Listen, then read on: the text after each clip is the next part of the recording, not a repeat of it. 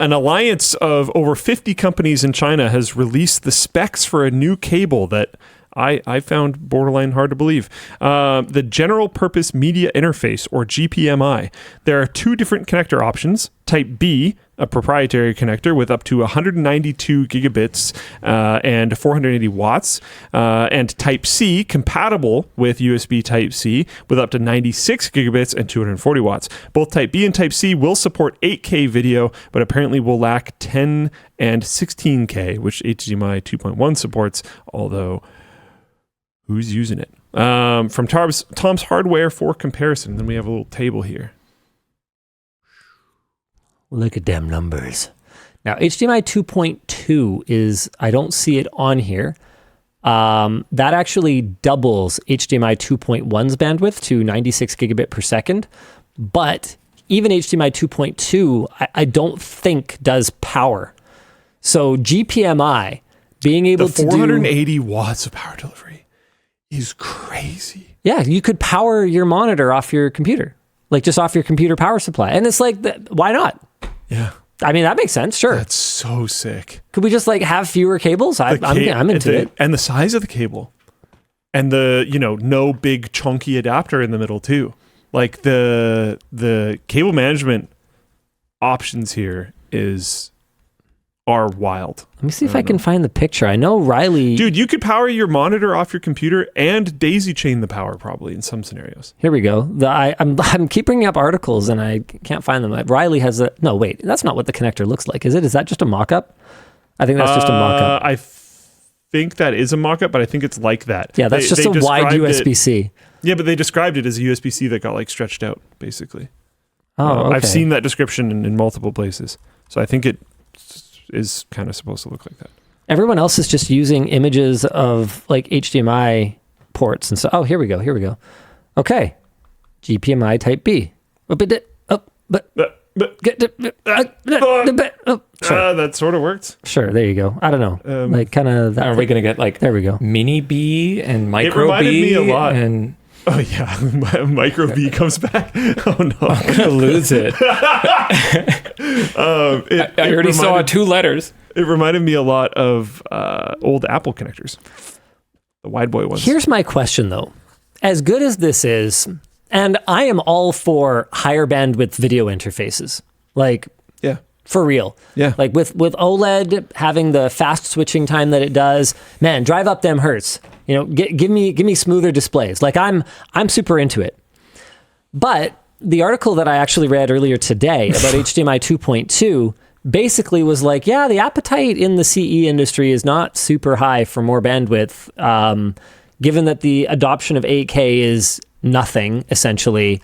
And realistically, do we need more than 144 hertz? Or what I think it's about 144 is the maximum you can do on an HDMI 2.1 link.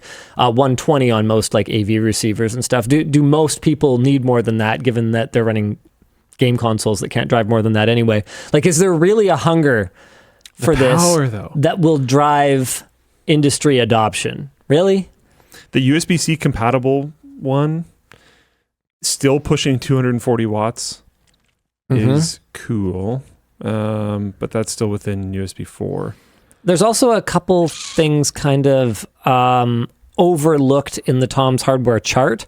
Thunderbolt 5, for instance, has an asymmetric mode where it can operate at greater than 40 gigabit per second in one of the directions. And the idea there is that you're driving a bunch of displays off of the device, but you have less data coming back the other way. So there are a few things that are not 100% accounted for in the Tom's Hardware chart here. But even then, I guess my question is, that's why it's USB-C compatible. What's going to drive industry adoption of this? Because the connectors that ultimately win, the connectors that ultimately win are the ones. Yeah, but I mean, you can't single-handedly. HDMI is, as far as I can tell, literally never going to change. Like, honestly, like in the consumer electronics industry, IT industry, okay, maybe we could talk about that. Or like I could see a niche VR vendor or something, pushing this or something. Like I could see here's a hot take. How many people are actually plugging things in with HDMI to their TV these days? Lots. Really? Yeah. I kind of doubt it.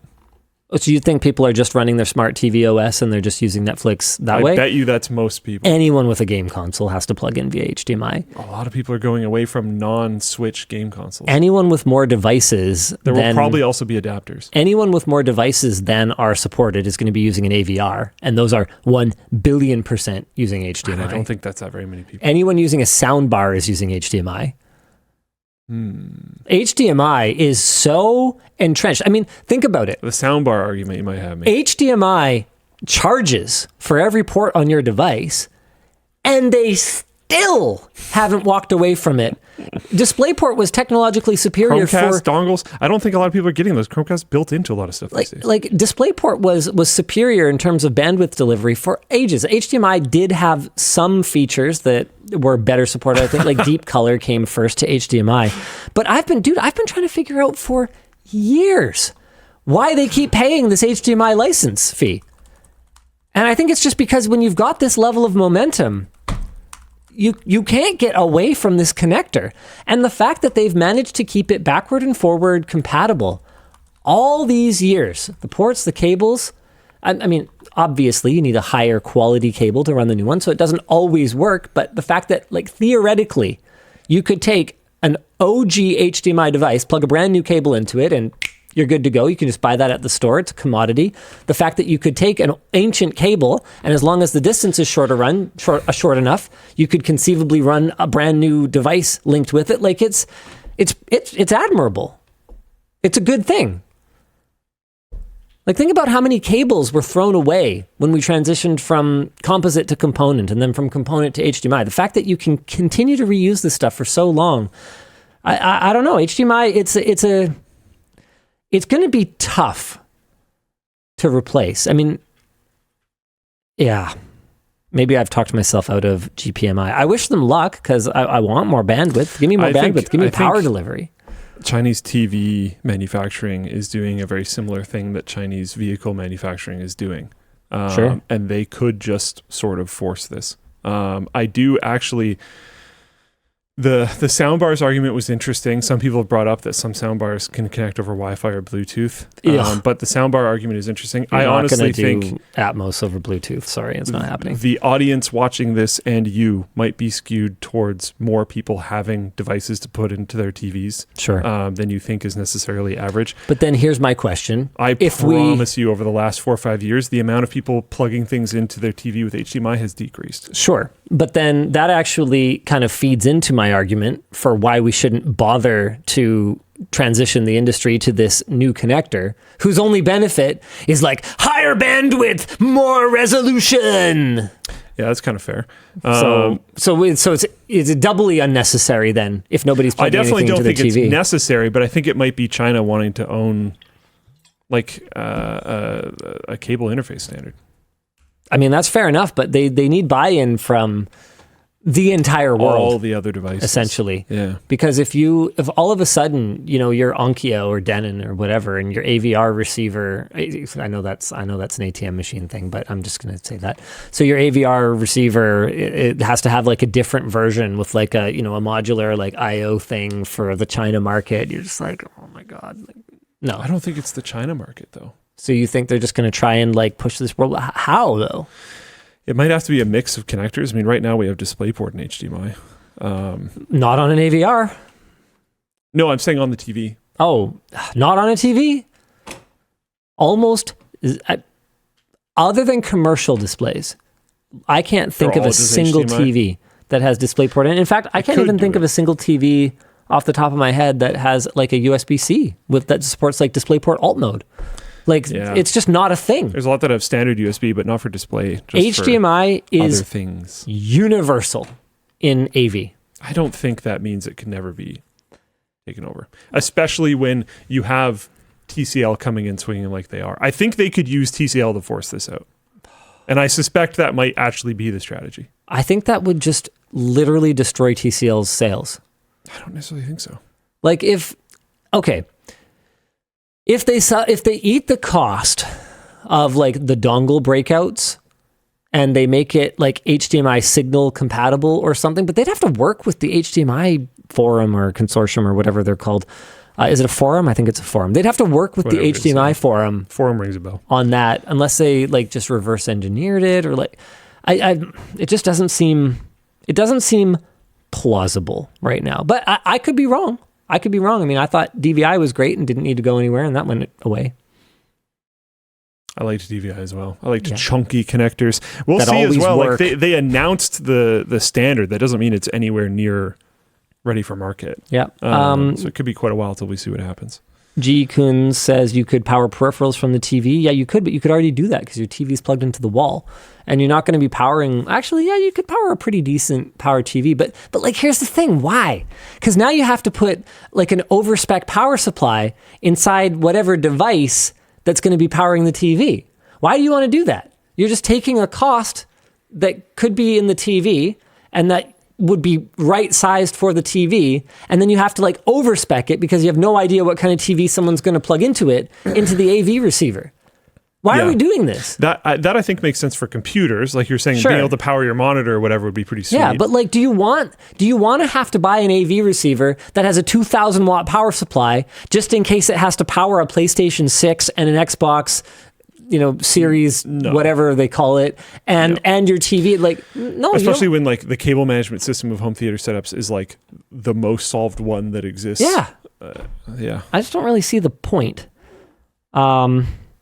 GK says the other way. It doesn't matter either way. Either way, you're putting an oversized power supply in something, and then you're going DC power out to all the other connected. Why? Just plug them all in.